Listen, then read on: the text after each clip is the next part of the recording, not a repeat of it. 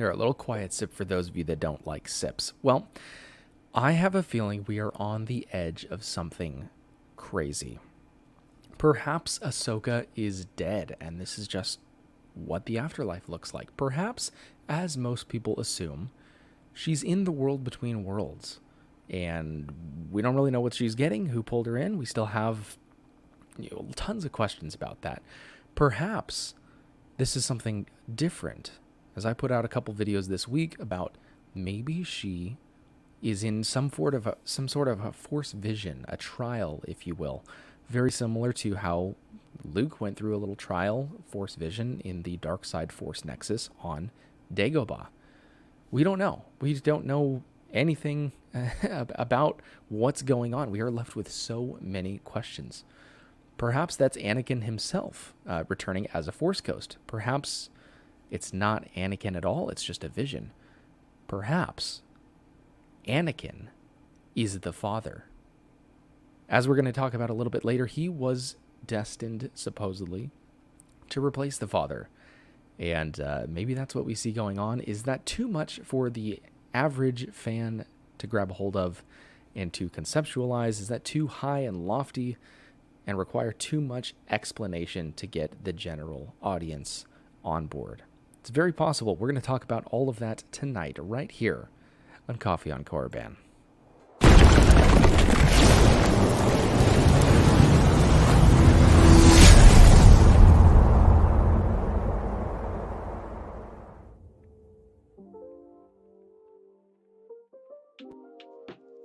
Welcome back to the show, and like I said, we're going to talk about Anakin this episode. Is he the father? And some other theories associated with that. Is he even real? And there's been so many speculation videos on this the last week. The fans are going nuts on both sides. Some of them saying it's obviously the world between worlds. It's obviously Force Anakin. How can you dare say anything other than that? And the people on the other end who say this is just too convoluted and crazy, and the Star Wars fans are going to go psycho. So, I don't know. And I thought, before I bring up anything else, I thought that Beru was burned to a crisp at this point, but in fact, different Beru. But welcome to the show. Let me find a stinger. I don't have a stinger. Here we go. Father time. Oh, it is so good. That's not where it's really good. Right, Kylo Beru, how are you doing today? Good. How are you guys? Good. We are. It's just crazy time. Like, it feels like the last time we streamed was like 3 weeks ago, but it's only been a week. This has been wild since then. Yeah. Hopefully your internet's doing all right. It's exciting, man. Oh man, I don't. The I internet. think it's chopping out, but if the internet connection's weak, you can turn off your camera and see if the audio only is gonna do a little bit better for you. But we'll get through this. Let's see. In chat, we've got Dan the Man. Don't forget, it is not a man. He is Dan the Man. Good to see you, sir. Here's a sip for you. And then before we get into anything else, I wanted to go over my favorite comment of the week, which comes to us from Lordell X. There's a 50% chance that this destroys Star Wars for many fans. I'm excited but nervous. I agree. It feels like we're on the edge of something crazy, very similar to how I felt going into Andor. I just felt that something was about to happen that was going to be very important, which, whether that's positive or negative, remains to be seen. Let's see. Kylo Beru, is your mic coming in through clear? We'll test that out. Check. I think it was a little choppy, but I think we might be able to work with that. So, first off, any of the theories that have stuck out to you since last week when we talked, not even a week ago? Yeah, I mean, I talked earlier today, and I just think there's a huge connection with the father, the Mortis god, and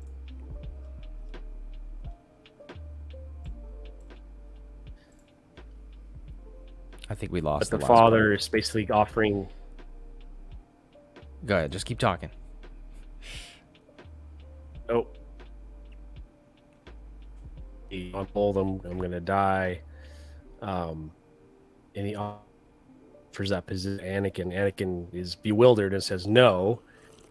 And father kind of puts a curse on him, like, "Well, then your selfishness will in the galaxy." And so I'm kind of curious if that's what it is, you know? It's very possible because it seems like that's how it played out. And we know that, as we're going to talk about a little bit later, Dave Filoni is the one behind all of this. And so it's very possible that was in his master plan all along from the very beginning. Let's say hello to the other people that we have in chat. We have Kay. Good to see you. Here's a sip for you. And Donna, here's a sip for you. Trying to be a little bit quieter with my sips because some people don't like the sips. Vanishing Column, here's a sip for you. Donna says, I think it isn't Anakin. I would agree. Aussie Star Wars Nerd, here's a sip for you. Okay, so let's talk about, real quick, some polls from this last week. First one we got right here is, what is your favorite episode so far? 94%. And the number of votes has gone up since I took that screenshot, but the percentages stayed the same. 94% said that episode 4 is the best episode that we've gotten so far, and it looks like we have lost Kylo Baru. But we're going to keep trucking on here. If you can join again, that would be awesome. If not, then I know he'll be sending me text messages, so we will get through it. But that is just astonishing to me that 94% of at least the people in my little corner of YouTube have said that episode 4 was the best out of the bunch. I think it's just a testament that that's a really strong episode. So great numbers there. The other poll I wanted to bring up was just, what do you expect from Ahsoka Part 5? 11% said nothing, just another episode. 20% said that it'll be entertaining and that it'll move the plot. 17% said it's going to be killer. And 52%, a majority, said that this will change everything. And that's 1.5 thousand votes. So clearly quite a few people, again, at least in my corner of YouTube, are expecting something major in this episode. And I would expect something major as well, because this is the first Star Wars we've had on the big screen. First new Star Wars we've had in theaters since the rise of Palpawalker. It's been a while. And so for them to take an episode of a show, I feel like there's a good reason behind that. I still have those reservations of, is this going to be too drastic and extreme of a situation that it turns a lot of fans off? That's very possible, but it could be awesome. I don't know. They didn't put Mando season 2 finale in theaters when that was coming out, and granted that was during the whole sequels and stuff way a long time ago. Was it after the sequels? I don't recall. It was a while ago. Either way, but they didn't put those in theaters, so I feel like something really crazy is about to happen, and remains to be seen whether that's good or bad. Let's see. I think we will have a great ride in episode 5. Yes, I agree. And also, another thing I was thinking about, the runtime has got to be more than like 40 minutes this episode, wouldn't you think? Because like a 35, 40-minute episode seems a little bit short to have people show up to the theaters for. I would still do that, obviously. It's if I had an opportunity. There's no showings in my area. But even if I had to drive like an hour for a 30-minute episode to watch it in the theater, that's something I haven't experienced since the rise of Palpawalker, I guess. It's been quite a while. So JT Lovecraft says hello to the chat. Good to see you. And before we get any further, I would just like to remind you, you don't have to, but that like button, it calls to you. So don't forget, if you want, you can delicately tap it. Please don't smash it, because that's not what we do here. I know, Korriban and the Sith and all that, but don't destroy the like button. What did it ever do to you? Let's see. Enjoy that caffeine I can't indulge after having a mini heart attack last week. Oh, no! Hopefully you are doing okay after that. Definitely be praying for you. And if you need anything else, we have a prayer channel in Discord. Any of you guys as well in the chat, if you need prayer for anything, join the Discord if you're not in there already. And there's a little prayer channel in there. If you have any prayer requests, then you can put them in there. So we can be praying for you. We're going on episode 5 out of 8 without seeing the big baddie Thrawn yet. But I have faith they'll use him for the movie. Yeah, and I mean, thinking back to Andor, there was no big baddie aside from, what was her name? The lady. But she wasn't really like a big baddie. The baddie was the Empire. So I guess the looming threat of Thrawn is the bad guy more so than Thrawn himself. But again, it remains to be seen what actually happens with that. So getting into the topics for tonight, let's get into some theories about where Ahsoka is. Now, the world between worlds seems like the obvious answer, right? We see her wake up, and it looks very similar to the world between worlds. Anakin's there. He's not Force ghosty. And so logic would conclude or lead you to believe that we are in the world between worlds. We've seen that before. Ahsoka has been there before. So it seems like that's what's going on. So, yes, thank you very much for reminding me. 9/11, I don't have a stinger or anything, any special little section for that, but yes, 9/11. Question for you guys, chat. Where were you on September 11th, 2001? I was, I believe, in kindergarten, and I was a child, but I remember seeing the things on the news, and either that day or the day after in kindergarten, I built a big tower out of blocks, and then took a toy plane and knocked him down. Probably in poor taste, but I was just copying what I saw on the TV. So, but I remember the atmosphere of just everyone, just all these adults. No one was smiling, no one was happy. It was just weird. And I was very young at the time, 2001, so I would have been 5. I would have been 5. So, I don't remember it that vividly, but I do remember the atmosphere, even at that age. Just like something major happened. And there's very few events like that where everyone is talking about it. Everyone's feeling a certain way when you walk around. So that was my minor recollection of September 11th. But yes, never forget. Definitely pray for the victims because there's people still suffering from that today. So thank you for the reminder, Donna. Appreciate that. Getting back to the talk, theories about where Ahsoka is. World Between Worlds, like I said, is the obvious answer. And if you saw any of my videos from this last week, I was doing a little bit of theorizing, something I've been trying to do a little bit more. I think I haven't done theorizing in the past because I've been a little worried that I would get things wrong. But that's an essential part of theorizing. You come up with ideas and you see what ends up to be true. So I kind of got over that a little bit. So if you've seen those videos, you'll know that my main theory as to what is going on here is that this is a trial for Ahsoka, similar to what we saw Luke go through in the 5th movie. The name escapes me. My goodness. You can probably tell I'm a prequels guy more so than the original trilogy. But when Luke goes into the cave on Dagobah, there's not actually Darth Vader in there, obviously. It's what he brought in with him, as Yoda said, which in that case he needed to face his greatest fear, which was becoming Vader. I got a little clip from one of the videos I posted this week that'll explain it more succinctly, so here we go with that. We got Anakin back. Well, things aren't exactly as they seem. Many fans were quick to notice how something about him seemed off. But if it's not Anakin, then what is going on? This is a trial.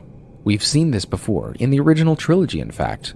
When Luke enters the cave on Dagobah, he is, of course, confronted by Vader, and we get the famous scene of Luke decapitating him only for it to be revealed that it's Luke's face beneath the helmet. Now, none of this is real, as we know. He needed to confront his greatest fear, becoming Vader. But relating this back to Ahsoka, I believe this is what we're seeing.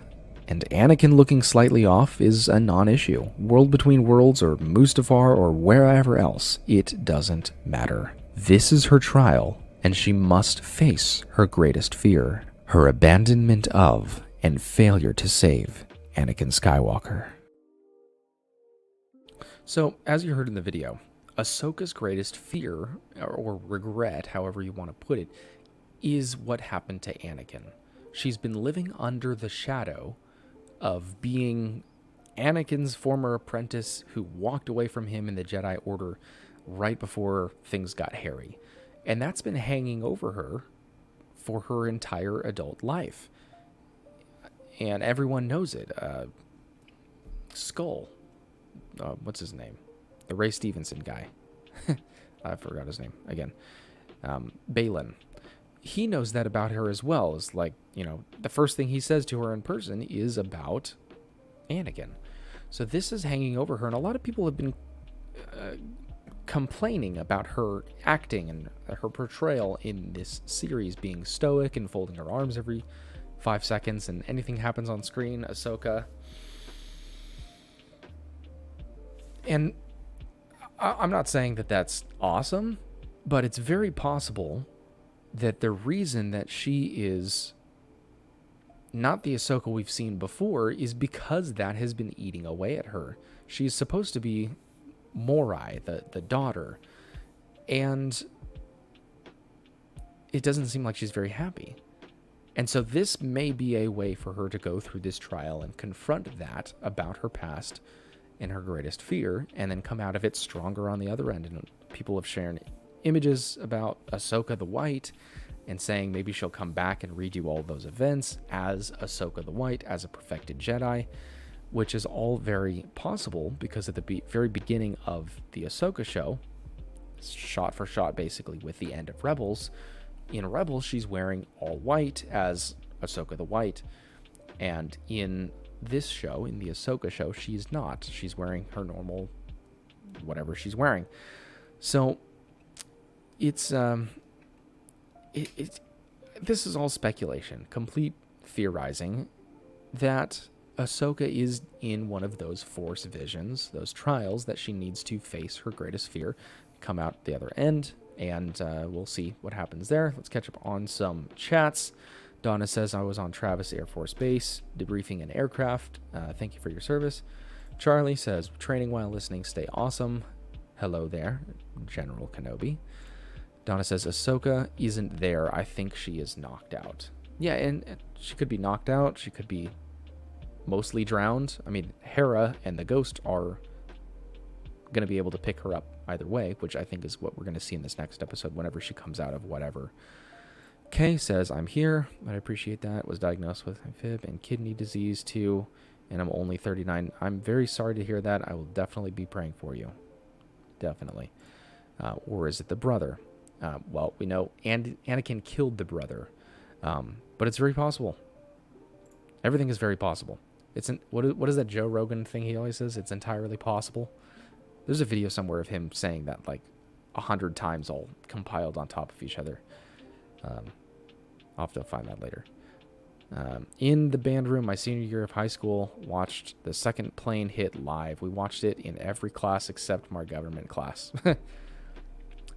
Yeah, I wish I was a little older to really experience that and know what was going on at the time. Because I didn't really fully understand what happened until several years later when I was maybe 8, 9, 10. And then by then it was a couple years old, so it was not really anything I lived firsthand, but I do remember that feeling. Ray Stevenson is the GOAT. Ryan B., good to see you. Wasn't watching live. Oops. Yes, definitely prayers. So that's kind of my theorizing about where Ahsoka is. She is just in a Force vision, a Force trial. This isn't the World Between Worlds. It only looks like that because she's been there before. So her brain is filling in the gaps. But whether this is a vision or or actually something that she's really experiencing with Anakin, it's something she needs to confront. Maybe this is a scene where Anakin comes back as the father, which we're going to talk about a little bit later, and says, "You're not responsible for my downfall. You were right to walk away from the order. Let it go. Come to peace with it." All those things. So that remains to be seen. So the next thing we're going to talk about is that Anakin Skywalker is not real. That's what we're going to talk about. So people are pretty divided on this thought. Is that Anakin? Is it Force Ghost Anakin? Is it just a vision? Is it the Son? Is it Dark Side Anakin? Is this Vader pulled out from Mustafar in an alternate timeline? We don't know. But let's kind of take those one by one. Is it actually Anakin? Well, if it is, it would have to be Force Ghost Anakin at this time. We did see him come back as a Force Ghost at the end of Return of the Jedi. So I feel like we would see the Force Ghost-ness around him unless, again, Ahsoka is in some sort of a Force vision. She's in a different plane of reality. And so maybe he wouldn't have that Force Ghost aura around him. Let's see. Hope you are right. I vote father. Yeah. And we got a little video clip from the Clone Wars that I'll play in a little bit. I was hoping my my co-host had a little bit stabler of an internet connection. It looks like he's still having some issues, unfortunately. Because he knows a whole lot more about this episode or this arc of the Clone Wars than I do. I still need to go back and watch those. And I definitely will at least watch the Mortis arc if tomorrow's episode has a lot to do with that. Or if this theory ends up being correct, I'll definitely go back and do my homework and check that out. But getting back to that Anakin Skywalker is not real. Let's say it's Vader pulled into the world between worlds from a different timeline. Let's say maybe this is Anakin, Revenge of the Sith. He's about to be chopped by Obi-Wan and then gets pulled into the world between worlds and he sees Ahsoka there. Why would he say the line, "I didn't expect to see you here so soon"? And on first viewing of episode 4, part 4, that line caught me off guard a little bit. When he says, "I didn't expect to see you here so soon," I thought, oh great, she's dead. Like completely dead. No Force vision, no world between worlds. She's just dead. And this is what it looks like after the fact. And maybe this is where Qui-Gon taught Obi-Wan in those very few fleeting moments after his death to be able to communicate back to the real world. Maybe this is that meeting of like, hey, you're dead. Let's get to work. I'm going to teach you how to communicate with people on the other side again. It's because we don't know what that looks like. We've never seen that in visual form, as to the best of my knowledge. Maybe in the comics somewhere, or definitely in the books. But is that Dark Side Anakin from Mustafar? I don't think so. Why would he say that? We didn't expect to see you here so soon. He did call her Snips, which is really cool. So I guess the next version of Anakin that we could be debating, we've gone through Force Ghost and Dark Side Anakin. Is this just a vision? Is this her own brain or the Force working around her, talking through the voice that Anakin would in that situation? That would kind of lend itself to being part of the trial, just like Luke. Was that actually Vader there? Of course not. That was whatever Luke brought in the cave with him. So maybe this Anakin is what she brought into this experience with her, and that's just talking back. It's very similar to Inception, one of my favorite movies, where all of the people in the dream are just reflections of the dreamer's personality, which is pretty trippy to think about, which is why I like that movie so much. But I don't think that's actually Anakin. It might not even be real Anakin. Or, as we're going to get into in a second, it's the father. But let me know what you guys think about all of these theories in the chat below. I'd love to hear your thoughts. Night Wizard, good to see you, sir. Here is a sip for you. And before we go any farther, post in the chat on a scale of 1 to 10 how excited you are for this next episode. And I didn't think that I would get to this point so soon in this series, or in this series at all. But I'm going to give it a 10. I'm very, very excited for this next episode. Again, if they're putting it in theaters, it's got to mean something. Something big is about to happen, and whether it's going to be satisfying or not, they're going for something. They're taking the risk of actually getting people in movie theaters to watch this. So I have to be really excited. With the cliffhanger that we got last week, I mean, something's going to go crazy. Kay says 9. Yeah, I mean, how can you not be excited about this? Wild. Just absolutely wild. Let's see. Night Wizard says like an 8. It could make or break, honestly. It's definitely going to make or break this season. This Ahsoka series. It's definitely going to divide people. Especially if people went to go see it in theaters and it's not what they were expecting. Vanishing Golem says 100 out of 10. Donna says, didn't Vader in the comics go over to another dimension in the comics? Yes, I think you're talking about the one where he was like, his hands were glowing white. His like limbs that were cut off were just pure force, and his body was Spirit Vader or whatever. That's probably the one you're talking about. Yes, we've seen examples of that before. I mean, going to Mortis is an example of that. I believe Yoda went to whatever to communicate with the Force priestesses and Bane. So we've seen examples of this before, of going to alternate dimensions and stuff like that. Obviously, there's got to be a place where Qui-Gon lives outside of physical reality. So wherever he is, and Obi-Wan, and now Force Ghost Anakin, that is all up in the air. Donna says at an 8. I might have highlighted that already. I don't recall. But that's the theories about Anakin. Now let's get to the potatoes and meat of this discussion. Is he the father? I guess we didn't touch on the brother, but we're going to skip over that because he killed the brother, as far as we're aware. So we're gonna ignore that. And I don't really know a whole lot about the Mortis arc of the Clone Wars to begin with, so we're gonna leave that right where it is. So is he the father? So who is the father? I don't really know all that much.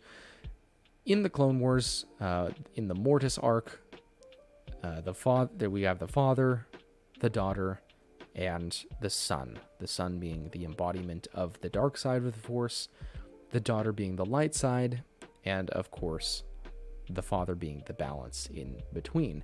Now he says to Anakin, "You are my replacement. It's been foretold," alluding to the prophecy of the Chosen One. And I believe we have a clip of that right here. I had to cut it up so I hopefully don't get copyrighted, striked. But we'll go for it. Here's the clip. Do you feel your destiny? You must see it now. I am dying, and you must replace me. Replace you. So, as you can see in there, he says it's been foretold, you are my replacement. And Eric, if you're still watching, or anyone in chat, if you are knowledgeable on this and I say anything wrong, definitely let me know. Thoughts on Marok being minion fart gun gas? Yes, I think exactly. X-Wing, the content creator formerly known as Twitter Wing, good to see you, sir, in the chat. That was a joke. As is... Yes, queen. Good to see you in the chat. So, Father, the Son, and Holy Spirit. Amen. Yes. Amen. Yeah, and obviously it's sort of a rip on that, which is not exactly comfortable for me to talk about. It seems a little bit blasphemous if we put it in that perspective. I'm just kind of setting this aside. Yes, it's one of the better clips on YouTube, in my opinion. I love that one. But good to see you. John, good to see you as well. Good, sir. Donna says, no, not the Father, the Son, because of the Imperial March playing. Yes, and that has a whole ton of theories all on its own as well. Why did we hear the march? I made a video about it, indicating that, there's something evil afoot, because the Imperial March plays in those moments where Anakin is showing the dark side, or when something evil is about to happen. We see it all the time in the Clone Wars and the original trilogy and the prequels. Music is very intentional in Star Wars. It's very rare. In fact, I can't think of anything off the top of my head where music does not have some significance, either in telling the future of what's going to happen in future scenes, or calling back to previous events, or giving a deeper insight into what a character on screen is feeling, or what we should be feeling along with them. So, very important with the music. Why did they play the Imperial March and not the Force theme that we would expect? This happy moment, this reunion between master and apprentice, although he wasn't really a master. But we would have expected to hear,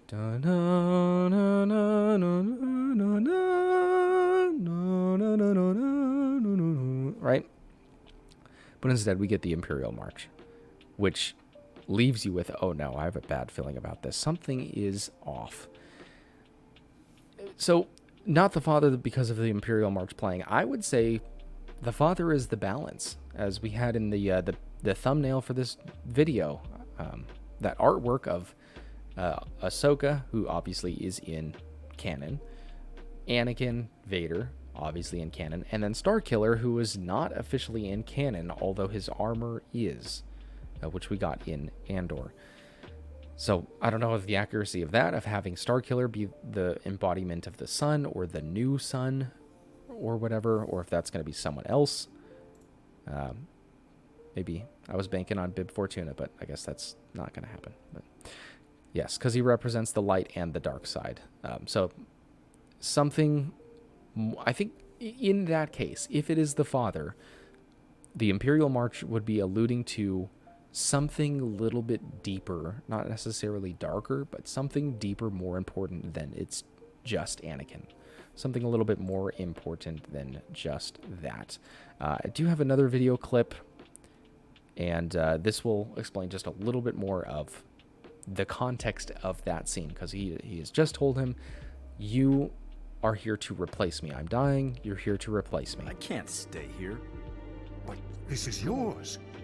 It has been foretold. The Chosen One will remain to keep my children in balance. No. I cannot force you to do this. The choice must be yours.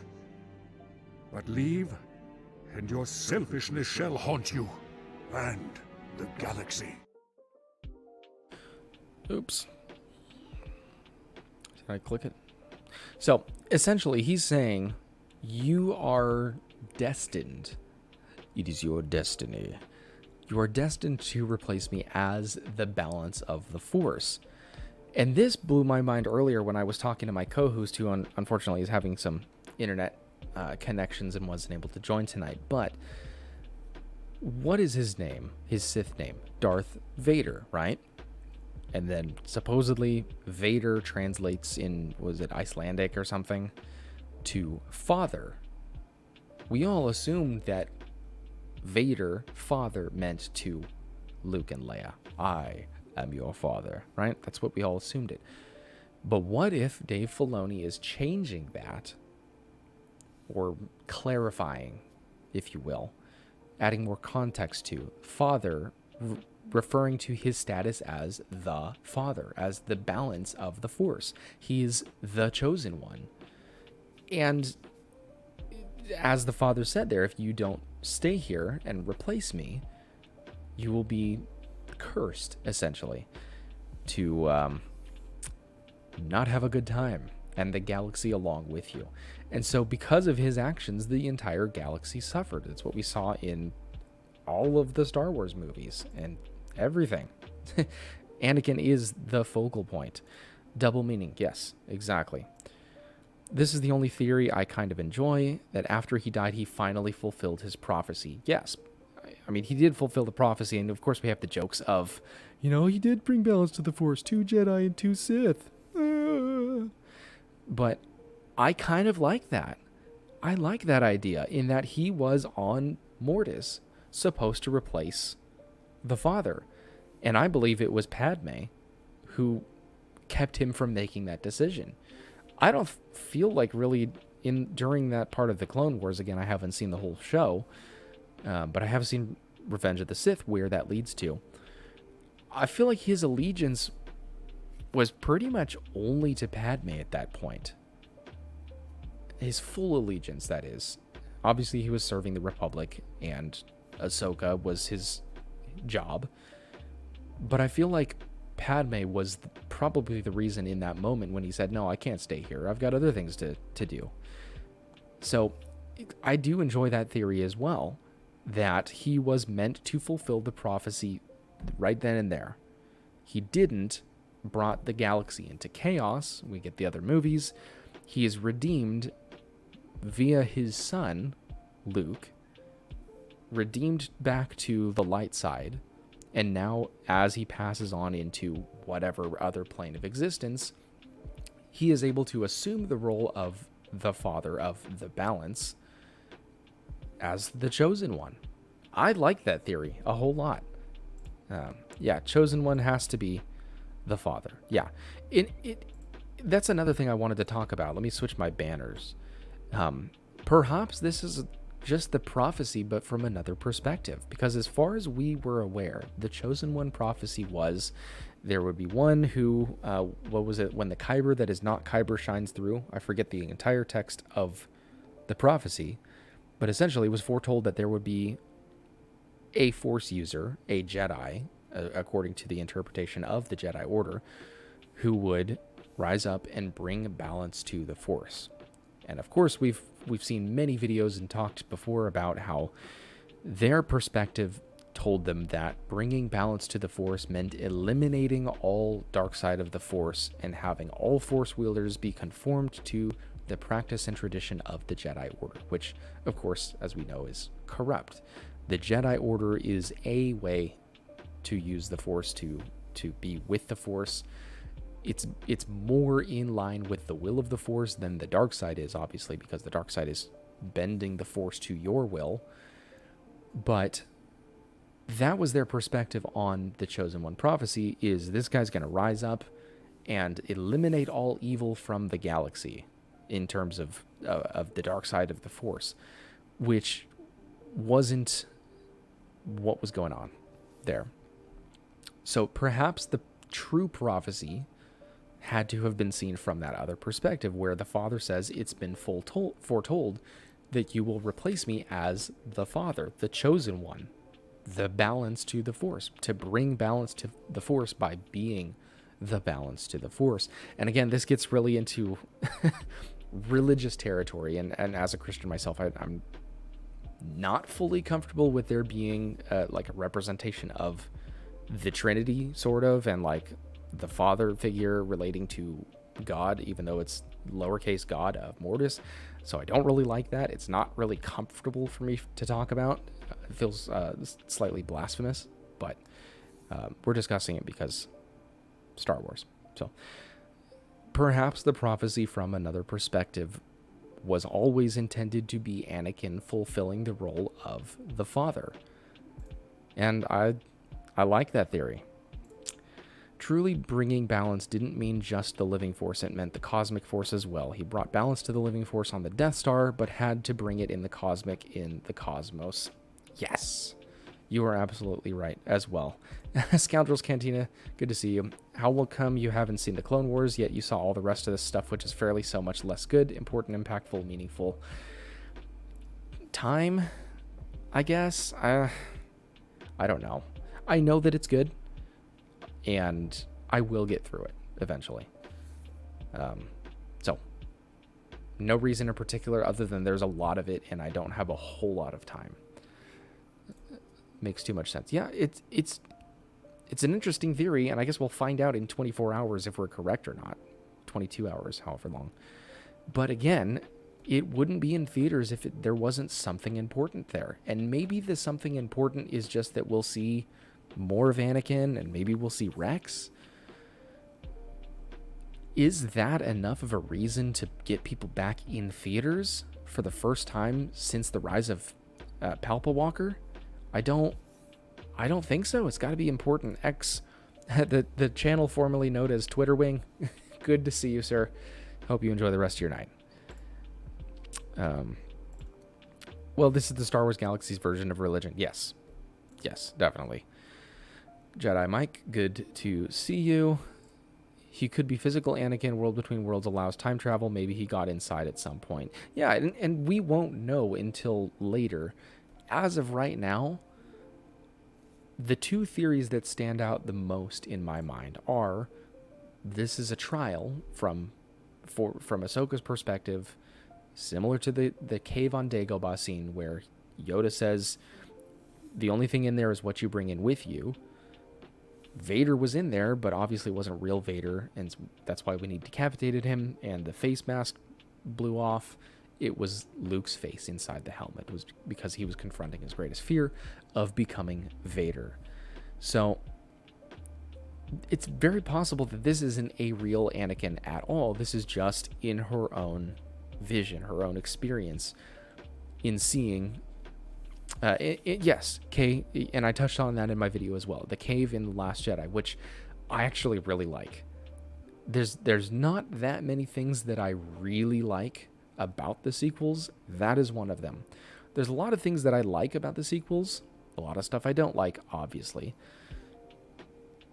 And there's very few things that I actually really, really like, and to me are a core part of Star Wars, and I definitely accept them as Star Wars, and that is one of them. I really like that scene, and it does exactly bring into the discussion what we're talking about here with Ahsoka going into the cave and having Luke going into the cave and having this experience where he has to confront his greatest fear, and he comes out closer to the Force on the other side. This is probably what Ahsoka has to go through to get on the correct path, especially if she is supposed to. I mean, let's go way out on a limb right now and theorize about what we could be getting tomorrow. Ahsoka is talking to the Father, right? Anakin is redeemed on the Death Star, goes and assumes the role of the Father, of the balance of the Force, and he tells her, because we obviously know that I think the daughter gave her life for Ahsoka. And then Morai's in there somewhere. Again, I haven't seen it, so someone correct me. Ahsoku. Yes, she tried. Everyone still spells it Ashoka as well. So, what was I talking about? Oh yeah, out on a limb theory. So let's say this is Ahsoka dead. Let's go ahead and say she actually did die falling off the cliff. Although Jedi are supposed to survive falls, supposedly. Mace Windu's still alive and all that. But let's say she's actually dead. Anakin, who's obviously dead at this point, has assumed the role of the Father, and now he is there to welcome her into whatever plane of existence this is, in saying, now it is time for you to fulfill your role as the daughter. Connection with Morai and the daughter and Mortis and all that.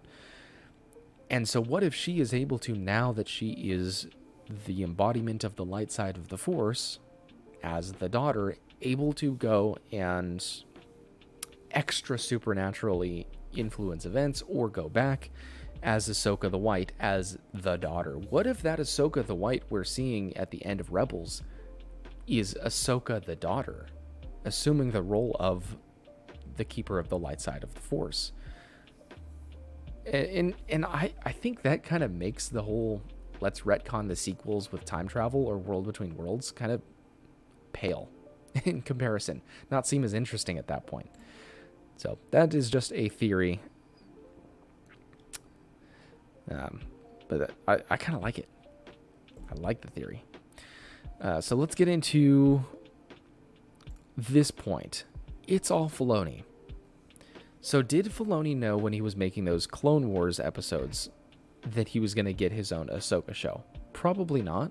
I think that was all pre-Disney. Pre-talks with Disney, even, if I have my timelines correct. But did he have aspirations of where the character would go in the future? Probably. Probably knew nothing about The Mandalorian or anything like that, but he probably always had in his head that Ahsoka, upon her death or some point in the future, was to assume the role of the daughter. And he probably already had in his mind that Anakin was supposed to be the father's replacement, as evidenced by what we saw in that Clone Wars episode. So was this his plan all along, in that his thought, kept very under wraps by him in all the interviews and everything, was that when Anakin died, redeemed on the Death Star, he would assume the role of the father? And it all clicks into place. We have the Chosen One prophecy that's satisfied and all that.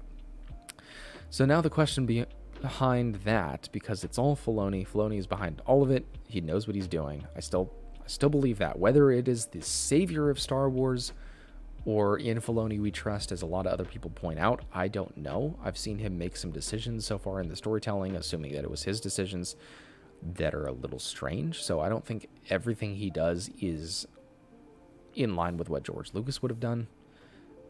But he knows what he's doing.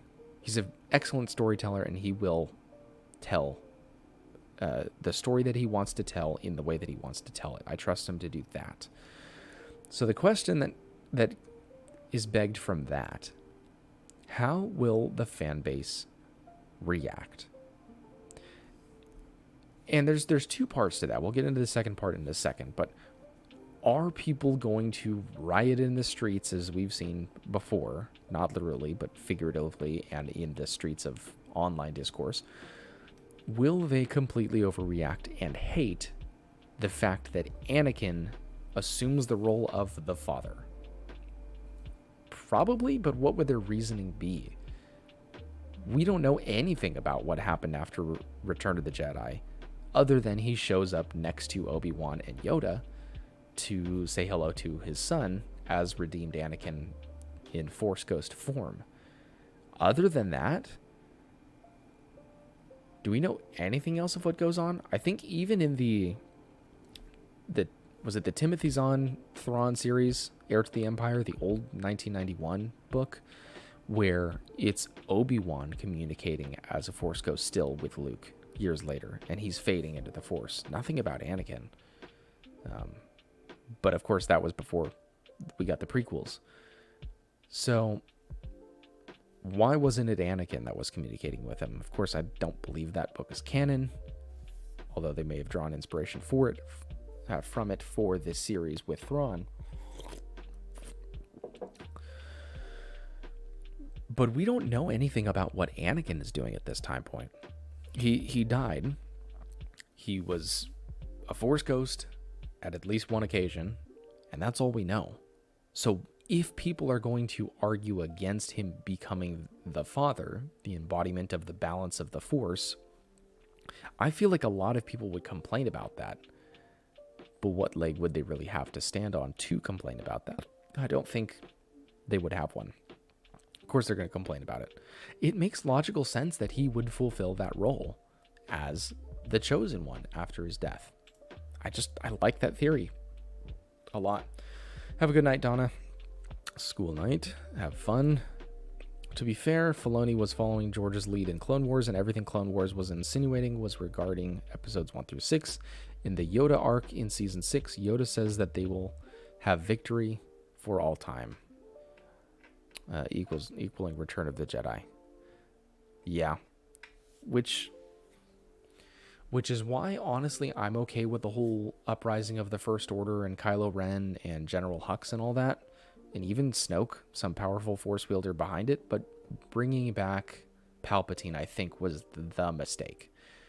Honestly, if they didn't bring back Palpatine, somehow Palpatine returned, I think at this point in time where we are, 5-6 years later, the sequels would be much more accepted. I think Palpatine just throws a wrench in that, unless it's a clone. So yeah, conversation with myself. Now I will admit something. I do not like to solo stream. I don't think I'm good at it. I don't feel very comfortable just talking with myself and throwing out just ideas, bouncing them off myself, because I hear every single that I say, and now you guys will as well. But I just don't feel like I'm very competent at talking to a camera for an hour by myself, which I'm doing it right now. I guess practice makes better. They always say practice makes perfect. I don't agree with that. I like practice makes better, because you always try to be better and you can't be perfect. The grifters will always find a way to grift, so probably yes. For the sake of conversation, it's fun to theorize stuff like this, but looking at the big picture, I do not think any of these Mandoverse things has any real meaning. The story has been finished by George. Valid opinion.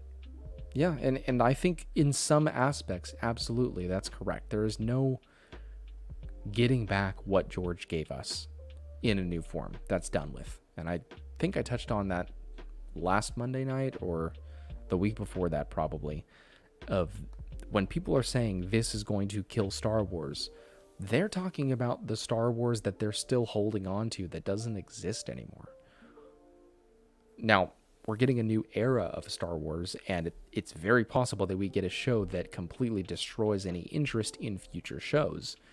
And in that sense, new Star Wars could be dead or could be killed.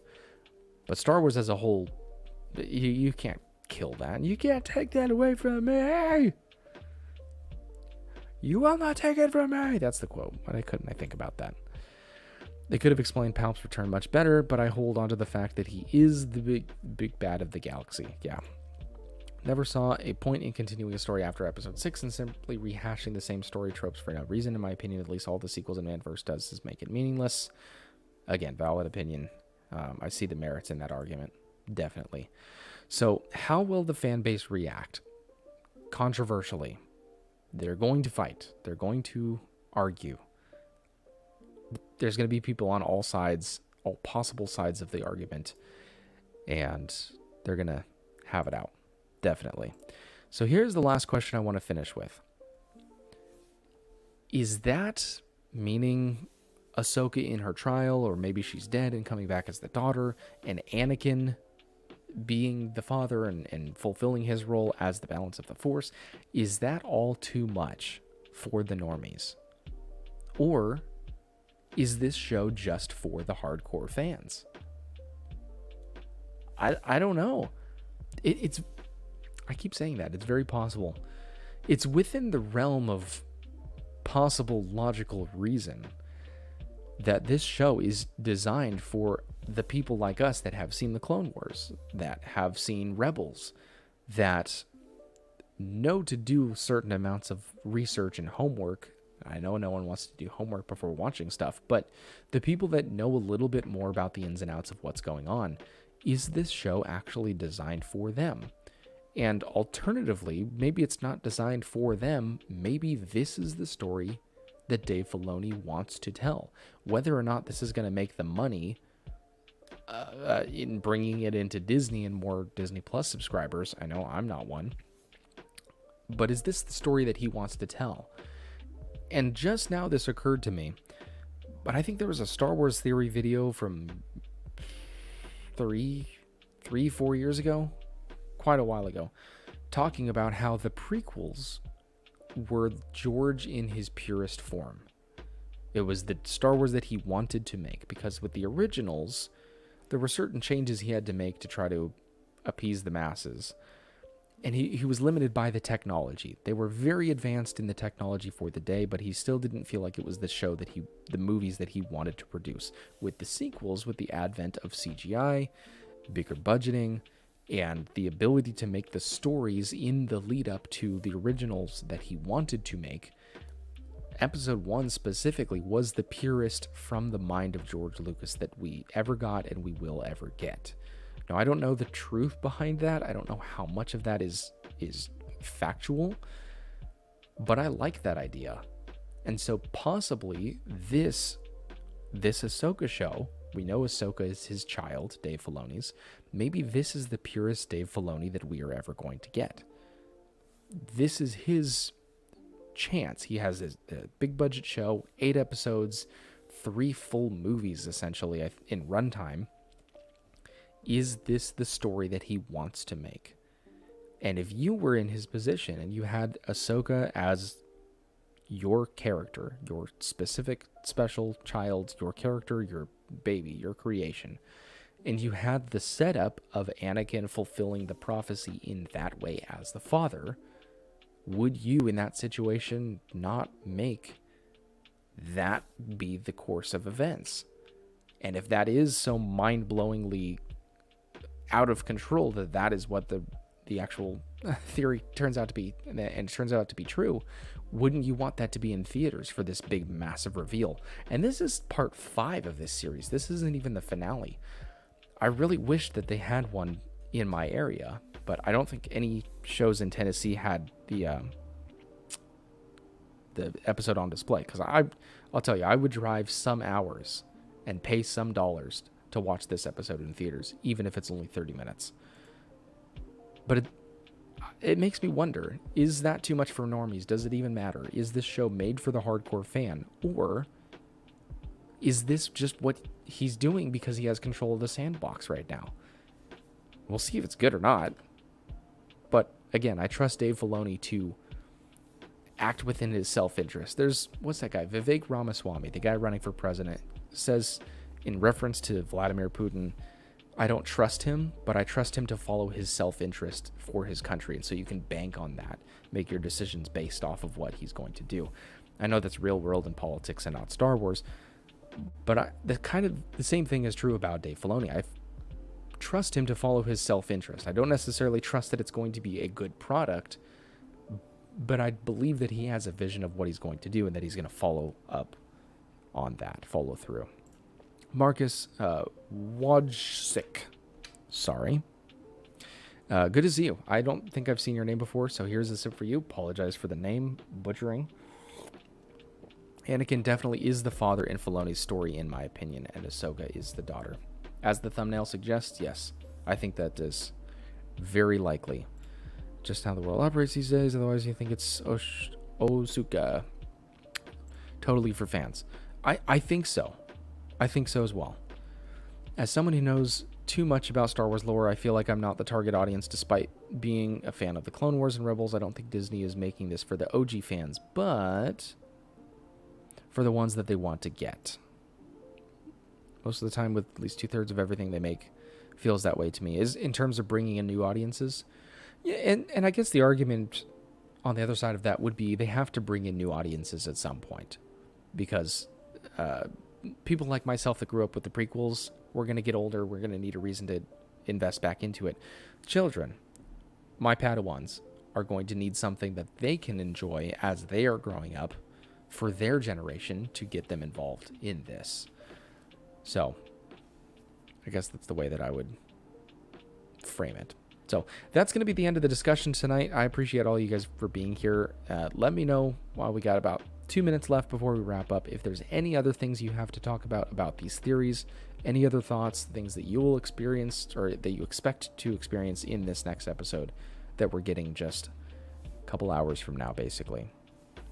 Anything, put them in the chat. If you're excited for this episode, if you're going to watch it. And that's another thing that I wanted to make a video on, which I think we'll have to wait till a couple days from now after we get the episodes. I think Disney made the best possible decision that they could have in making the release time for this be at 9 o'clock Eastern instead of 3 a.m. Eastern, because it's able to be more of an event that people talk about as looking forward to at the end of the day and say, hey, everyone come over to my house, we're going to watch it tonight. Because where I live in Tennessee, it's not like I can say to my brother-in-law or someone, hey, come over at 3 in the morning, we're going to watch the new show. No, it's going to be, I'll wake up and watch it before I go to work at 6 in the morning or something. I'll be super tired and I'll try to enjoy it. And then he's not going to be able to see it until the evening. And then, oh, everyone's already talked about it. It's spoiled for me because I've seen everything online. So I'll get to it a little bit later. I'll watch it, I'll watch it tomorrow. And then there's kind of a slow trickle of people watching the show. Versus now that they've made it 9, I don't know why they didn't do this before, 3 shows ago, making it at 9 Eastern, 6 Pacific. I can get my daughters to bed and then enjoy it with Mrs. Korriban. And we can watch that and even make a video on it before we go to bed. It's so nice. And we can invite people over and say, hey, 9 o'clock, come on over, we'll watch the new episode. Because it's a time that we can all come together still at reasonable hours of the day and watch those. It's like the shows used to be. They would be on at a certain time. Like, hey, come over to our house. We're watching X Factor. Or, hey, American Idol's on tonight. Come on over. We'll check out and see who won. It's an event. It's a countrywide event. And I don't know why they didn't do that sooner. That's the best possible decision they could have made. So, finally, they're wising up to that. I don't know what they were so happy with about being like a midnight release. Be the first one to watch it when they could just make it the day before. And if they were so set on having it be Wednesday, they could have made it Wednesday at 9 or something. So, let's see. You're welcome. It'll probably be a fun episode despite everything, but we'll see what happens. Your theory seems the least heretical. I like it. I mean, it's out there. Bringing into live action the Mortis gods from the Clone Wars, which is something that I haven't even seen. I haven't even watched that episode, and I make money off of talking about Star Wars. So, I mean, it's rather obscure, but it seems the most plausible, or at least the Ahsoka is in a Force Vision / trial thing. I think probably would be the most believable, but I mean, it fits of the information, or with the information that we have as of right now. That theory fits. Yeah, they finally get prime time. And maybe there was some deal that they were worked out with Hulu or ESPN where they couldn't have that slot, but it seems like with a streaming release, you could just set it for whenever you want. It's a finished product. It's not live. So why wouldn't they make that decision? Or set it for the next day or the next week or whatever. It just seems like a weird thing that they were doing, wanting to have their midnight release. Maybe trying to capture some magic with midnight releases at theaters, because when The Dark Knight Rises came out in theaters, that was the first midnight premiere I ever went to, and I had never seen any of the movies, the Batman movies. So we actually went to a triple showing of Batman Begins, Dark Knight, and then at midnight was the showing of The Dark Knight Rises. So maybe Disney was trying to capture a little bit of that, like you can be in the exclusive group of people that watch it as it releases. But I think it only hurt them. So it's very nice to see that they changed to a reasonable time, because again, I can watch it after I put my padawans to bed, and Mrs. Korriban gets to watch it with me, and we can make a video on it. So it's during bedtime for the kids and waking husband for work, but still better than 2 a.m. Yes. Yeah, and obviously you're not going to make the time frame work for everyone in the whole country, but I think overall, in the evening, 6 Pacific, 9 Eastern, it can be an event. It's something you look forward to and you can watch at the end of the day, instead of saying, oh, am I going to try to take a 2-hour nap and then wake myself up at 3 in the morning to watch this? Because I won't do that. But that's where we're going to leave it tonight. I cannot believe I made it this far solo streaming, because as I said earlier, I'm not good at this. I don't like it. And the fact that all of you guys showed up to hear me just talk about this fake universe is still humbling. I love this community. I love all you guys in chat. Thank you very much for being here. So I'm going to leave it there. Thank you very much for watching. If you've been here from the very beginning of the stream, I really appreciate your time. May the stash be with you, and I will see you wherever I happen to see you in the galaxy.